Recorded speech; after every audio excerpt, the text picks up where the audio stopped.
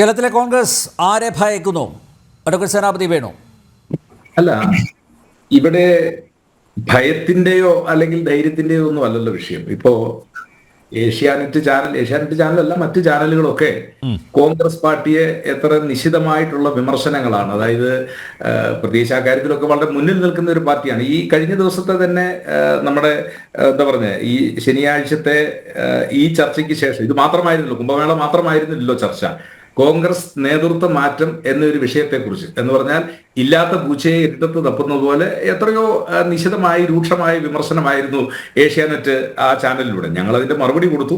ഇനി അത് അവർക്ക് തൃപ്തികരമാണെങ്കിൽ തൃപ്തികരമാകട്ടെ എന്നുള്ളത് മാത്രമേ ഉള്ളൂ. ഇവിടെ ഞാൻ ചോദിക്കാൻ ആഗ്രഹിക്കുന്ന ഒരു ചോദ്യം, ഈ 65 കോടി ജനങ്ങൾ പങ്കെടുത്ത ഇല്ലെങ്കിൽ ഇത്രയും വലിയൊരു മഹാമേളയെ ഇനിയിപ്പോ ഏതെങ്കിലും ഒരു പത്രപ്രവർത്തക അല്ലെങ്കിൽ ഏതെങ്കിലും ഒരാള് അവർ വിമർശിക്കുന്നു, അത് അവരുടെ വ്യക്തിപരമായ സ്വാതന്ത്ര്യം അല്ലെങ്കിൽ അവർ പ്രതിനിധാനം ചെയ്യുന്ന ചാനലിന്റെ സ്വാതന്ത്ര്യം, ആ വിഷയത്തെ ചർച്ച ചെയ്യാനും നമുക്കുള്ള സ്വാതന്ത്ര്യമുണ്ട്. നമുക്ക് ആ കാര്യത്തിലൊന്നും തർക്കമില്ല. പക്ഷെ അതുകൊണ്ട് ഇവിടെ ആകാശം ഇടിഞ്ഞു വീഴുമെന്നും ഹിന്ദുത്വം മുഴുവൻ തകരാൻ പോകുന്നുവെന്നും ഈ RV ബാബുവിനെ പോലുള്ള ആളുകളൊക്കെ ഈ ഹിന്ദുത്വത്തിന്റെ മൊത്തക്കച്ചവടക്കാരായിട്ട് മാറുന്നത് ഞാൻ ബാബുവിനോട് ആർക്കും ഇല്ല കേട്ടോ. RV ബാബുവിനോ ഞങ്ങൾക്കോ ആർക്കും ഇല്ല. ഞാൻ പറഞ്ഞത് ഞാൻ RV ബാബുവിനേക്കാൾ വിലയാണ്. പക്ഷേ ഈ പരാമർശങ്ങളൊക്കെ പുല്ല് വിലയാണ്. പക്ഷേ ഇത് അറിയണം, അല്ല ഇത് മലയാളികൾ അറിയണം, കോൺഗ്രസിലെ ഹിന്ദുക്കൾ അറിയണം, CPM-ലെ ഹിന്ദുക്കൾ അറിയണം, എല്ലാ പാർട്ടികളിലും പെട്ട ഹിന്ദുക്കൾ അറിയണം. അവരെ അറിയിക്കാനാണ് ഈ സംവാദം. അല്ലാതെ ഈ സിന്ധു സൂര്യകുമാർ പറഞ്ഞതുകൊണ്ട് ഇവിടുത്തെ ഹിന്ദുത്വത്തിന് എന്തെങ്കിലും ഇടിവ് വരുമോ അല്ലെങ്കിൽ കുംഭമേളയുടെ ആ പ്രശസ്തി അതങ്ങ് ഇല്ലാതാകുന്നൊന്നും വിവരമുള്ള ആരും കരുതില്ല. അങ്ങനെ അല്ല, അത് തന്നെ. ഇനി ഒരു കാര്യം കൂടി ഞാൻ RV ബാബു പറഞ്ഞതിനനുബന്ധമായിട്ട് പറയുന്നു. RV ബാബു ഇനിയിപ്പോ ഹിന്ദുത്വത്തിന്റെ എന്താ പറഞ്ഞ അതിന്റെ മൊത്ത കച്ചവടക്കാരൻ എന്നുള്ള പദമല്ല ഞാൻ അതിന്റെ ഇതൊന്നും ഏറ്റെടുക്കണ്ട.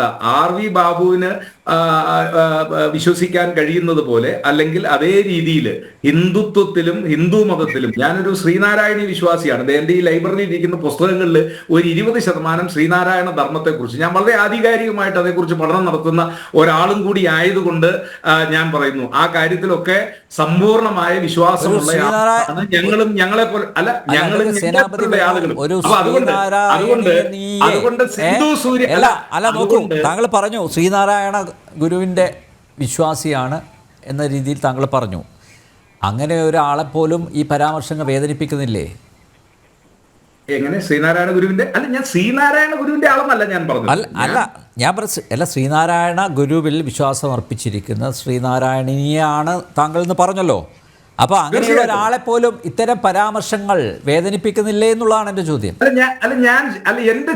എന്റെ ചോദ്യം അതാണെന്നേ. മലയാളത്തിൽ നമ്മളൊരു പദമുണ്ടല്ലോ, മാനം കാണാൻ തിരക്ക് കൂട്ടേണ്ട കാര്യമുണ്ടോ? 65 കോടി ഭക്തജനങ്ങൾ വിശ്വസിക്കുന്ന 5000 കൊല്ലം അല്ലെങ്കിൽ അതിനപ്പുറത്തേക്ക് പഴക്കമുള്ള സനാതന ധർമ്മത്തിനെതിരെ ഏതെങ്കിലും ഒരു സിന്ധു സൂര്യകുമാർ ടിവിയിൽ വന്ന് 10 മിനിറ്റ് നേരം വർത്തമാനം പറഞ്ഞതുകൊണ്ട് ഇതൊക്കെ തകരും, ഇത് എന്നൊക്കെ നമ്മൾ വളരെ സ്ട്രാറ്റജിക് ആയിട്ടുള്ള ഒരു മറുപടിയാണത്.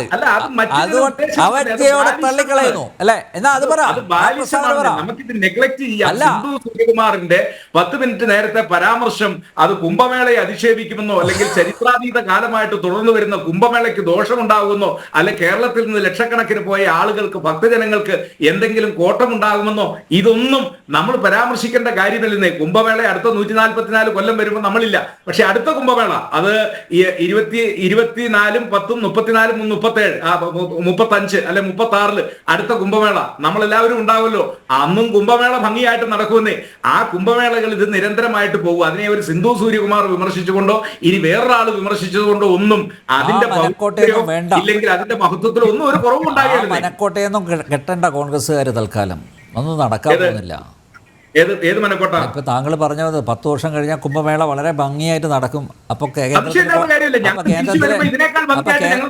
കേന്ദ്രത്തിൽ രാഹുലായിരിക്കും പ്രധാനമന്ത്രി അല്ല? അപ്പൊ കേന്ദ്രത്തിൽ രാഹുലായിരിക്കും പ്രധാനമന്ത്രി. അപ്പൊ വളരെ ഗംഭീരമായിട്ട് നടത്തും. ആയിക്കൊള്ളട്ടെ. ഞങ്ങൾ ഏതായാലും 303-ൽ നിന്ന് 240-ൽ എത്തി. 240 അടുത്ത പ്രാവശ്യം 140-ൽ എത്തി കഴിയുമ്പോഴത്തേക്ക് ഞങ്ങൾ അധികാരത്തിൽ തിരിച്ചു വരും. അപ്പൊ ഞങ്ങളുടെ കാലത്ത് വരുന്ന നിയമസഭാ തെരഞ്ഞെടുപ്പ് നടന്നല്ലോ.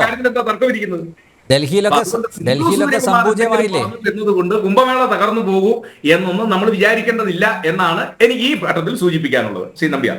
യെസ്.